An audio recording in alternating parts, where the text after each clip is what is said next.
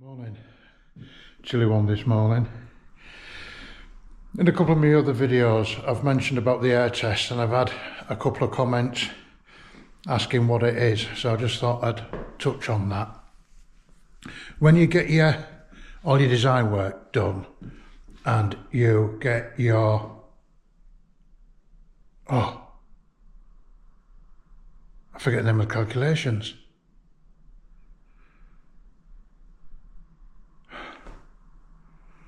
God, I know what they are. Anyway, as part of all the design work, and you get all the calculations done, your building's given an energy efficiency rating. And as part of that, you've got to have an air test done, and they work out the internal square footage of the building. I don't mean just the floor area, I mean the full building, cube all the rooms up, and then it is allowed to lose a certain cubic amount of air per hour. So let's say you've got to achieve a figure of 10.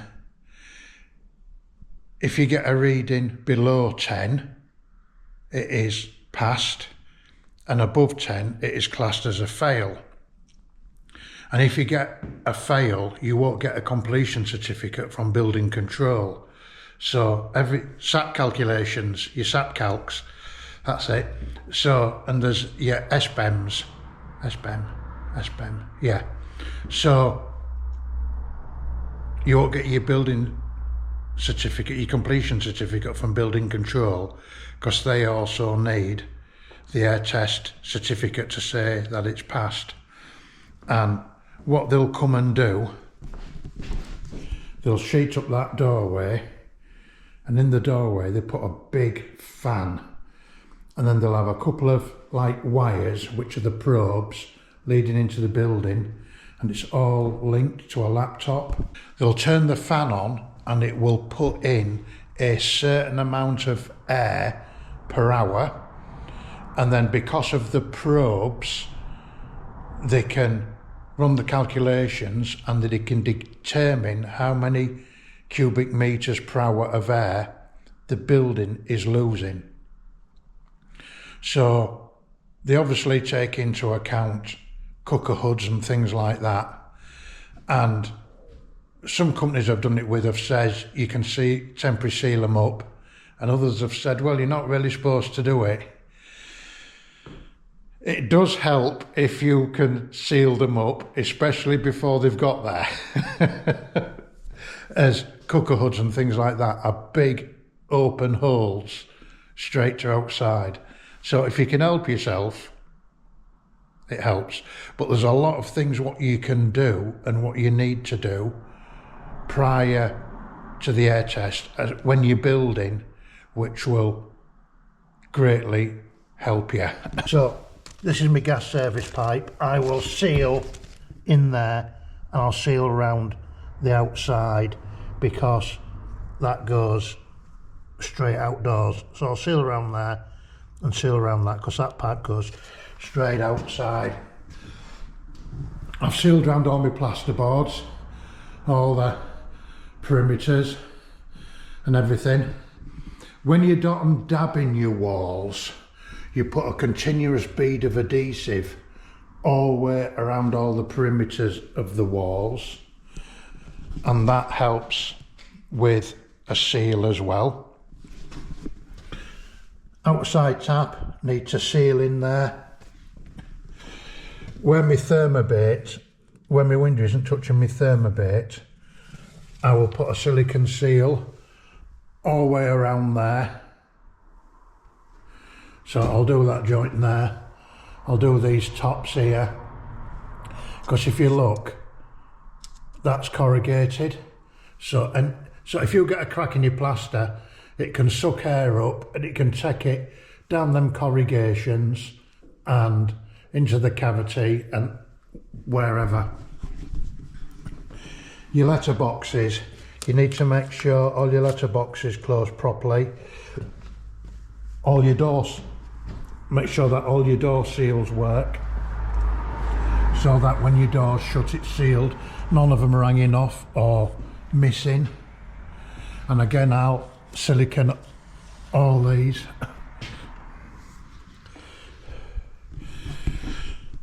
Tops and bottoms of skirtings, especially the bottom, because when you're dotting and dabbing, if you don't put the continuous bead of adhesive all around the wall, the air can suck under the skirting, come up behind your plasterboard and go out the top and into the roof space and out, you know. And if you haven't, that little crack, that little join at floor level, it's a big surface area if you've got lots of rooms, and you'll fail.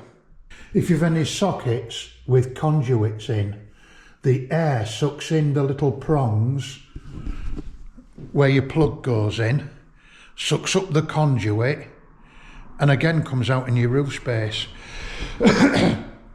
If you've any beam and block floors, if they're not grouted properly on a first floor, if you've any precast units, it can get down the gaps between the precast units and out in your cavities. Anywhere where it'll be a bit dark in here. Anywhere where you've any service penetrations, where your toilet pipe goes through the wall, you need to seal all around that. I've got cables for outside lights, need to seal around all those. There's a roof vent up there, need to make sure that all the vents are all properly sealed and temporary covered if you can. I've got valves there which go outside to the air source heat pump, so they drop down and go through the wall. I've already sealed all them where they go through the wall, but I haven't sealed around the cables, so the cables won't go through all the wall.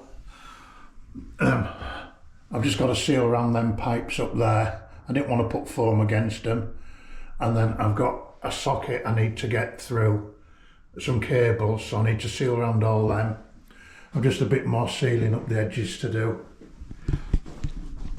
Where your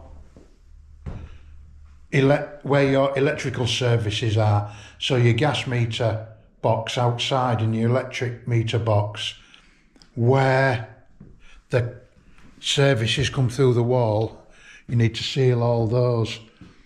You need to make sure that all your window trickle vents are all working, and that all the little, these all work and shut and seal properly. And I'll keep going, underneath window boards, just make sure that everything's sealed when you put your boards on. I'll seal these edges here. And I know it sounds like, it gets plastered. If you have that mentality, you'll fail. And then you're left with a finished building where you're going around patching up and one thing and another. I like to fill these now, because otherwise when you put a board on, if it ends up cracking and air going out there, where it cracks, you end up putting a mastic bead against the top of your plastered window and you reveal, and you lose that nice square corner because you've ended up with a silicone bead. And I've seen people use that silicone, what you can't paint, that sealant you can't paint. So when you try to paint it, it just looks crap. So you can't beat trying to beat the air test at each stage as you build. Right, I'm going to get sealing up.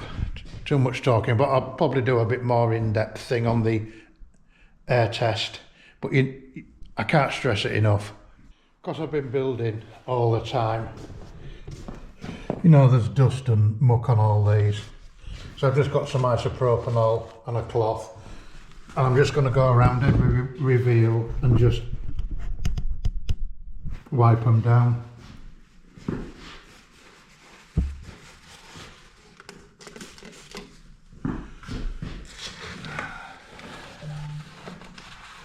Only takes a few minutes, doesn't it? But it just gives you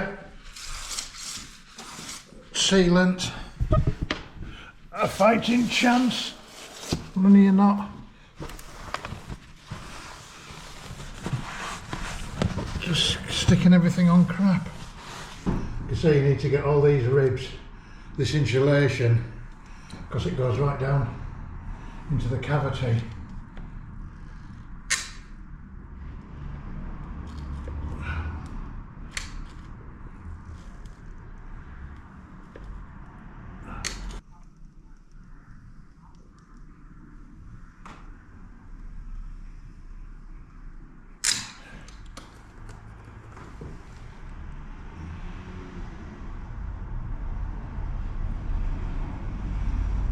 Yeah, all you're doing is looking to make sure it's sealed. And I've got to load up in there. I'm just going to do all down the window now and do the other side. Right, so I've been and sealed around all the windows. I haven't pointed it all off because it's all going to be covered and not seen, so it's functional. I've just stuck these in because the thermobate was just sticking out a little bit. So I'll let that go off and I'll pull these out and then silicone where they've been. I've just silicone round there. Well, I've got some silicone out. I'm going to do around this shower tray. So we've set the shower tray. There's only a little lip here and I want, you know, I don't want tiles right on the edge. I want to see a little bit of nice of this.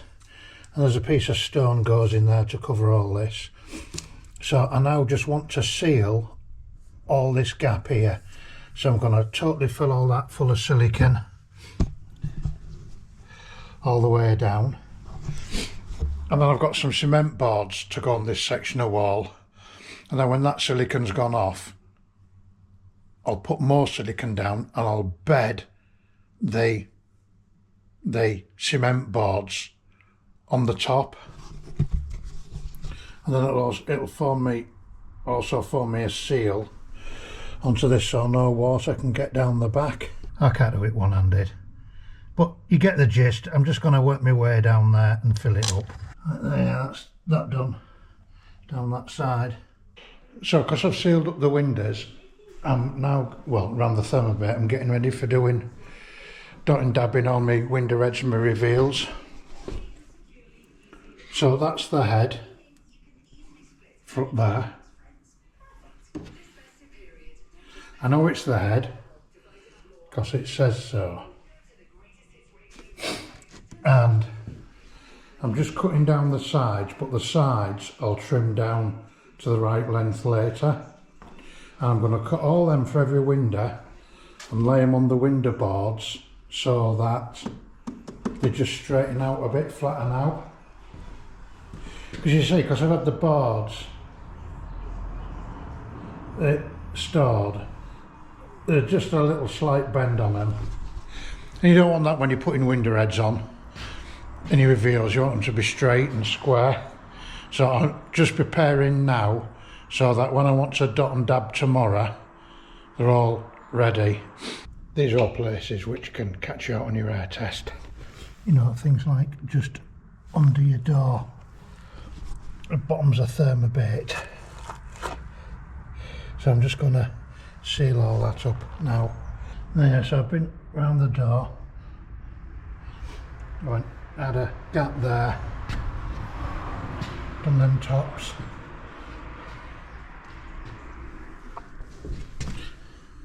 Down there. I can just trim the foam back later, and if it looks a bit foamy, I'll just put a bead of silicone sealant around it. And that's what you need to keep doing. Go around and seal, and then check again, and then check again. And what you cannot rely on is plumbers and electricians and joiners. You'll tell them to seal, and 9 times out of 10 they won't. You need to take ownership of yourself. You know, if your joiners are there, or your plumbers or whatever, go check. you know, go double check before they leave. Yeah, take ownership yourself. Right, so I've got all my boards cut for my windows, and I've got them all the head and the two sides. They'll just all be keeping flat tomorrow, and I've got them done for every window. Some water, and I got my whisk out and dug out one of my old trowels. That used to be a rectangle. It's not a rectangle anymore. That did some work over the years. I'll use that for dotting and dabbing tomorrow. I'm just going to get the reveals on and get them set. Morning. Christmas Eve today, and it's a chilly one. Boy. So what I'm going to do this morning is I'm going to set all my window reveals and window heads on all the windows, and I've cut the boards wider than what they need to be. And I'll trim the ends off when I dab the boards at the side. But if I get them set, it gives me somewhere to work my boards to. I know where my reveals are going to be, and it also gives me something to sit that board on above these without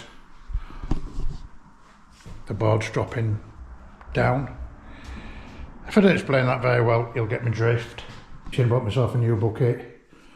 You need to make sure everything's clean, all your buckets are clean, all your water's clean, and just keep clean throughout. Just going to brush any dust off. I know they're pretty dust free because I've kept on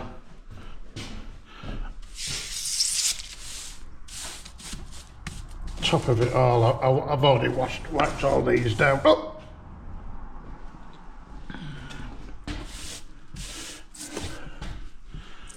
I'll just go around and get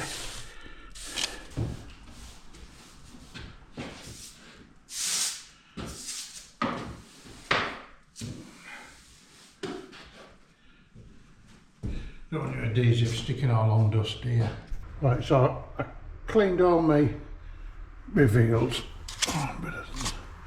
and I've brushed everything down. You know, I've done it. They're all clean, look. They're all sealed.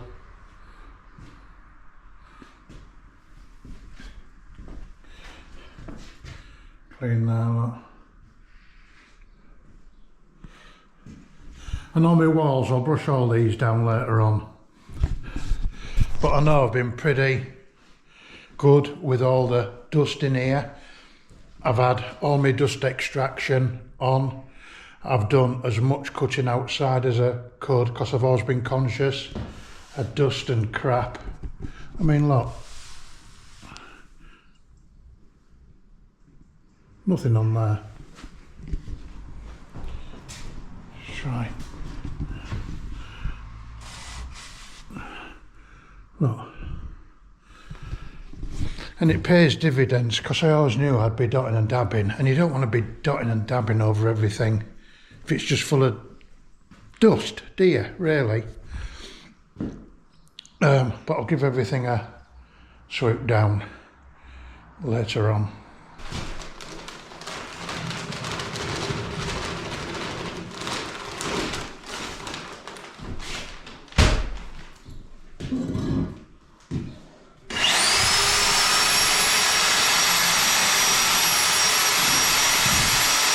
Right, I'm going to stick the window head up first. You don't need masses upon masses of adhesive because, well, you need enough adhesive on, but you don't want really thick splodges of adhesive because it's all more weight to hold up there and everything can end up dropping. You just need a consistent thin layer enough to hold the board, but you'll see when I do it.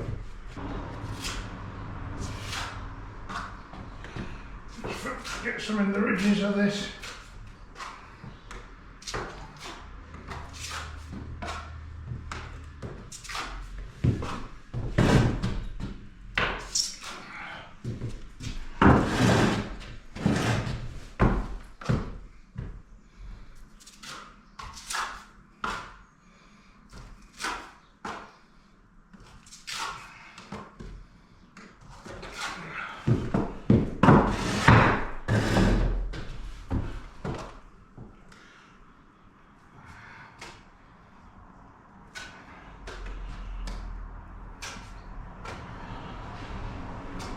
Then what I do when I put this adhesive on the front, I'll tie it into this block work, you'll see, when I come round to do it.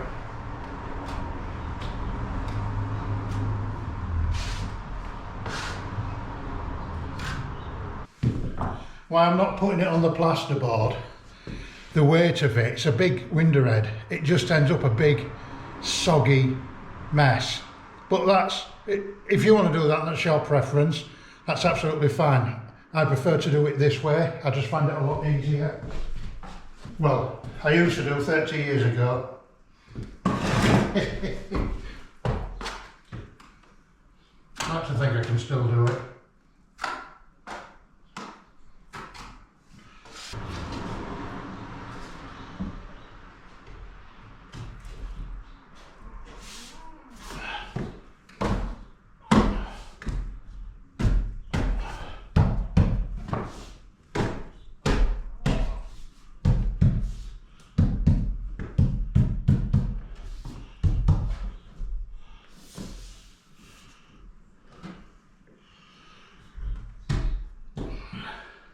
Use my square just to...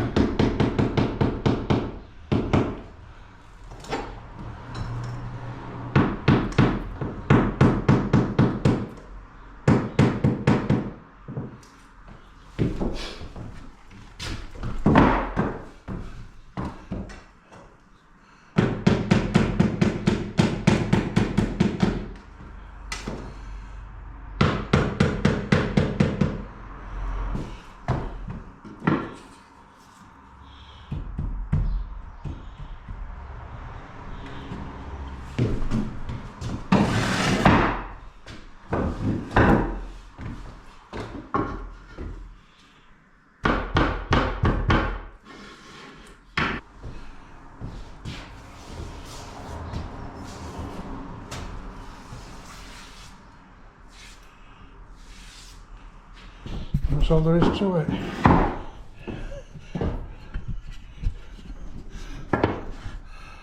Oh, that's alright, isn't it? There you are. There you are. So now all nicely. So now I'm just going to tie that edge of adhesive into sort of tight to that front wall.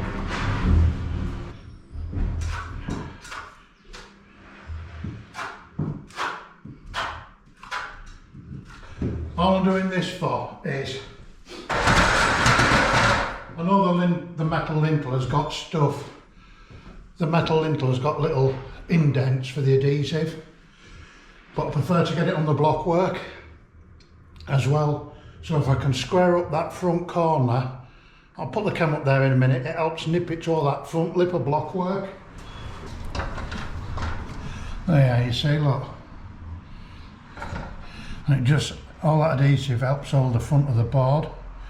It's taken me longer to put this window head up because I've been filming, but my camera's saying 4 minutes 30 now. But I've got a window head up which is square off the window, it's stuck up, no props, and they are all straightforward enough. You just don't want huge blobs of adhesive up there because it's too much. You just need, oops, my lights, you just need enough to carry it. So I'm going to set the window reveals now. It was handy yesterday, just been able to I cut all my window, I cut all the window edge and everything yesterday and had them all laid out flat on these windowsills. And why I did that, because when you store your plasterboards, they do all tend to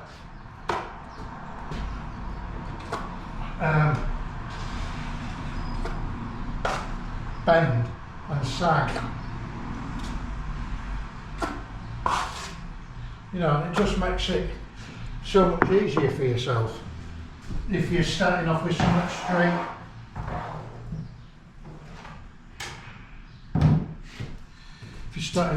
straight, in the first place.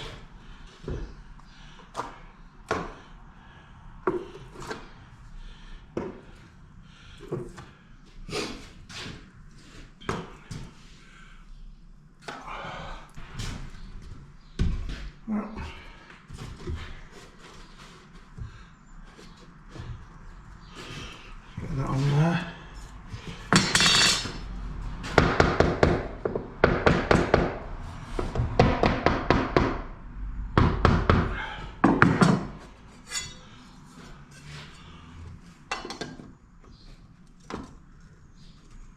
Get these in so I'm nice and square with my window.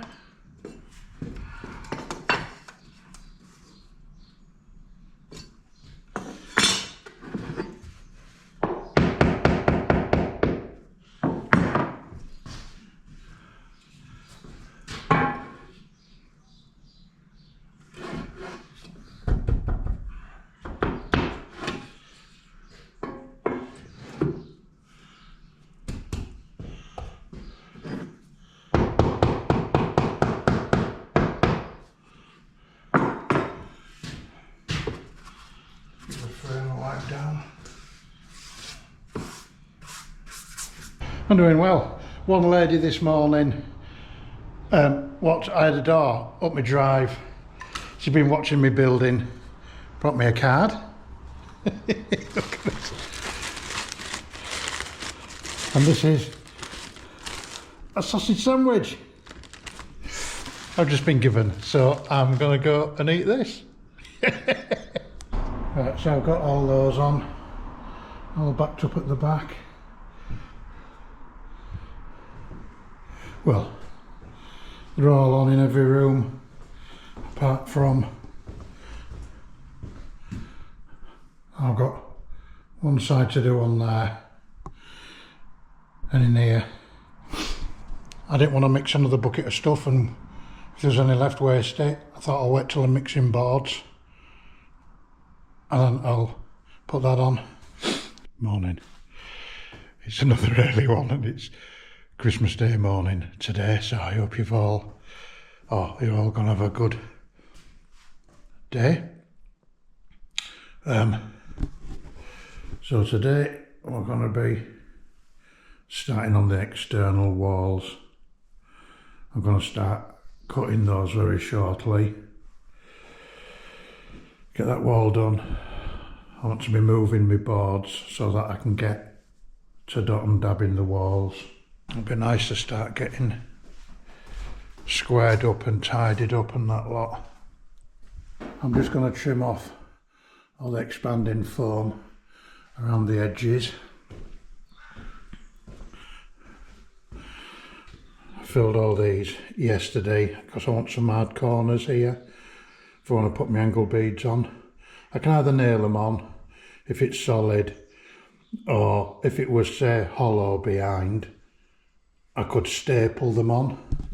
You can even stick them on with skimming, but I like to nail them on. It's just personal preference. And then I'm going to cut all my boards, get it all set out.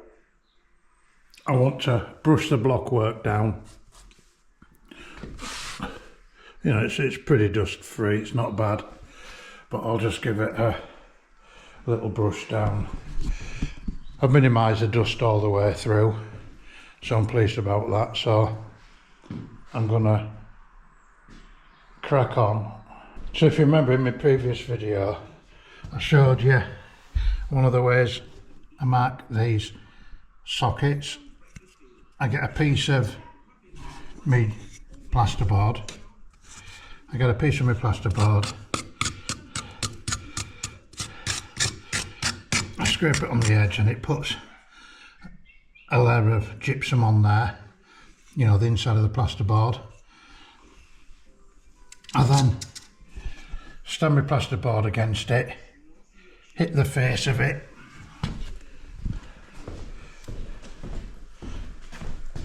and it marks where the socket wants to be. But what you've got to remember is you're not cutting that line, you are cutting just beyond that line, because that is the edge of the box. On my other video I put some nails through to mark it and cut it from the face side. On this one I'm not going to bother, I'm just going to cut it how I would cut it. And I found my other pad saw, so let me get it cut.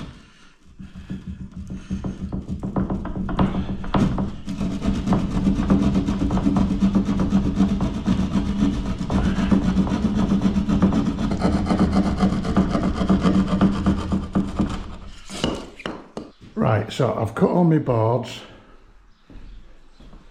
but I've buggered up that one. I just need to put a piece in there. So I've dry fitted all those boards on there, and what I've done, I just tacked a nail in. Can be any nail, just hold it in position while I cut the next one. Then when I've stuck them all on, I'll cut all these back, all my reveals and the window head, and that's why I put them on yesterday, my window heads, so that it'll hold the boards from above.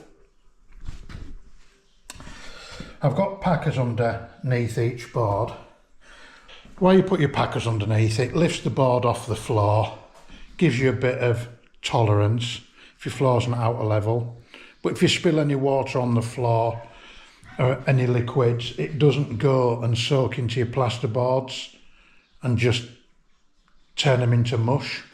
You can use 2 packers, you can double your packers up. Or, which is also handy as well, is just to use 1 packer, so that if your board,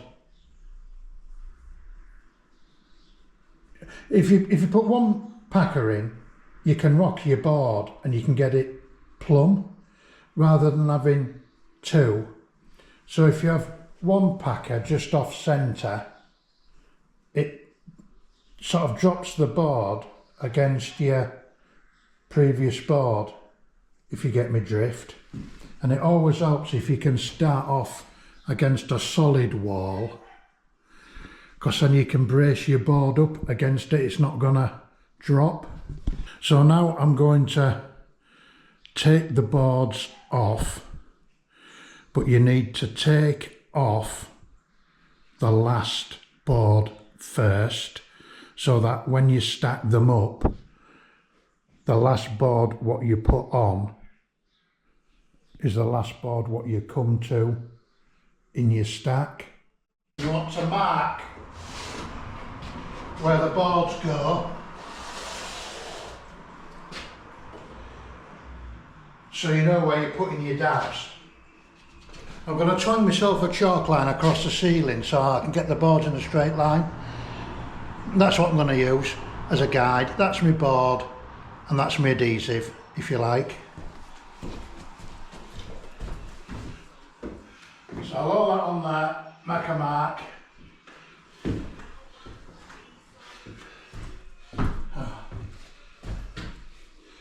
Do the same at that end.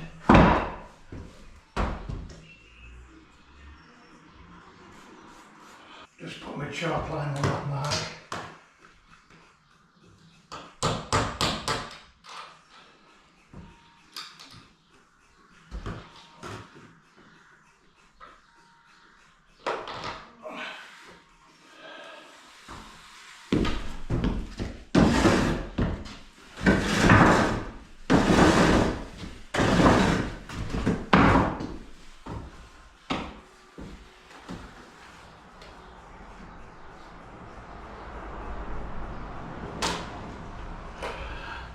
And then because I've got these packers at the bottom of the wall, providing I shove them packers against the brickwork, I can twang a line on top of them. Right then, so that's got myself a line on the bottom where my skirtings go and on the top. So it gives me somewhere to head for, and if I can follow that line I know I'm straight. Plus I'll be using my straight edge as well, so I can fine tune it if I need to. So I need to put a continuous strip of adhesive at the bottom, one continuous line all the way through. I'll put a continuous line under the windowsill. I'll put a continuous one up the corners of the reveals so that I've somewhere to stick my angle beads to. There'll be a continuous one up the corners and one across the top. So you need to think about your air test as well. So you don't want air blowing under your skirtings if there's a gap, up the back of the boards and out the top and in above your ceilings and everything. So you encase all the wall in a picture frame of adhesive, so it acts like a big bubble behind the boards. You've got to be thinking of this air test all the time. And then all the intermediate strips of adhesive will be where you'd nail nails. You know, they'll be hit and miss. But you'll see when I'm doing it, so I'm going to get some adhesive mixed.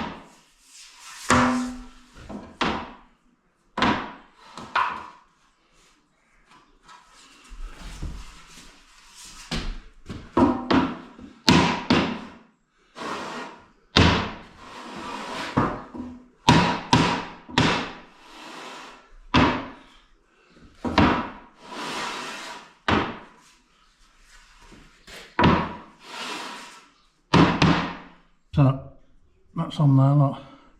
That's plumb, that's not bad. I don't know if you can see. That's up to the string line at the top. That's the string line at the bottom.